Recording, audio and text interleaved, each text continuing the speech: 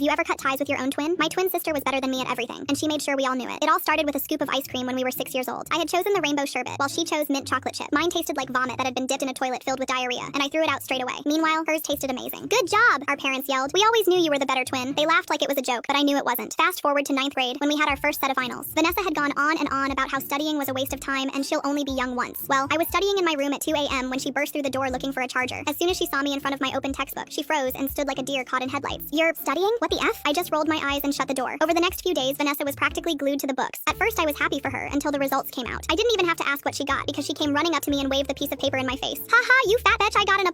Let me see what you got. I showed her my A and she bent over from how hard she was laughing. I effing knew I was smarter than you. But the worst part came later when we were all at the dinner table. My sister whipped out a laminated copy of her exam paper. My parents didn't even wait to ask me what I got before singing her praises. Meanwhile, our dad was beaming with pride. I got an A, I whispered when the kitchen got a little quieter. You need to start being more like Vanessa, my mom instantly responded. From there, I started to isolate myself from the family. I'd spend all my time at home with our black cat Midnight and killed any urge to talk to them. So by the time college applications came around, I was practically buzzing with excitement to finally move out. Vanessa was beside me when she got the email from her dream college. She was bouncing up and down on the chair faster than a trained window girl. There it was, in plain red Arial font. Rejected. I could see the light in her eyes die out. After just 10 seconds of crying, she turned to me to ask a question. Can you tell mom and dad that you accidentally deleted my acceptance email and that's the reason I didn't go? I sighed. I don't know. Thanks. You're the best, she interrupted. For the next few weeks, Vanessa was less mean to me than usual to thank me for the favor. We were sitting at the dinner table a few weeks later when I asked her to pass the carrots. Why would I pass you anything, you conniving bitch? She screamed. I slowly rubbed my temples, bracing myself for what was to come. Mom Daisy, my name, deleted my college acceptance email, and I missed the deadline to accept. My mom's fork clattered on her ceramic plate. My dad spit out his Dasani water. We always knew you were jealous of Vanessa, but we never thought you would take it this far, my dad said with full confidence. I didn't talk to them much after that because we couldn't even get through a full sentence without them bringing up a college email. And when I finished high school, moving out was a no-brainer. I never even bothered coming home for the holidays, and talking to my parents was too frustrating, so I didn't do that either. Instead, I'd just order them gifts on Amazon for their birthday and Christmas. And since Vanessa never went to college, I'd get her something too. Fast forward to 4 years later when I finished university. I invited them all to my graduation, and it was the first time I had seen them in years. I met them for photos after receiving my diploma. That could have been Vanessa, was the first thing my mom said to me. I pinched the bridge of my nose. Yeah, the diploma should be mine, Vanessa added. They then proceeded to take my graduation gown and cap and put it on Vanessa to take pictures of her instead. They were looking back at the photos I took when Vanessa noticed my finger covering the lens. You always sabotage my success, she said. Something in me finally snapped. Oh, sort of like when you got rejected from your dream college and let me take the fall. My parents' jaw dropped. Vanessa's face went white. What are you talking about? She laughed, but it sounded forced. I looked straight at her. Remember senior year? You asked me to pretend like I had deleted your acceptance email because you didn't want mom and dad to see you got rejected? Mom was staring at Vanessa like she'd never seen her before. Is this true? She asked, voice shaking. Vanessa stammered,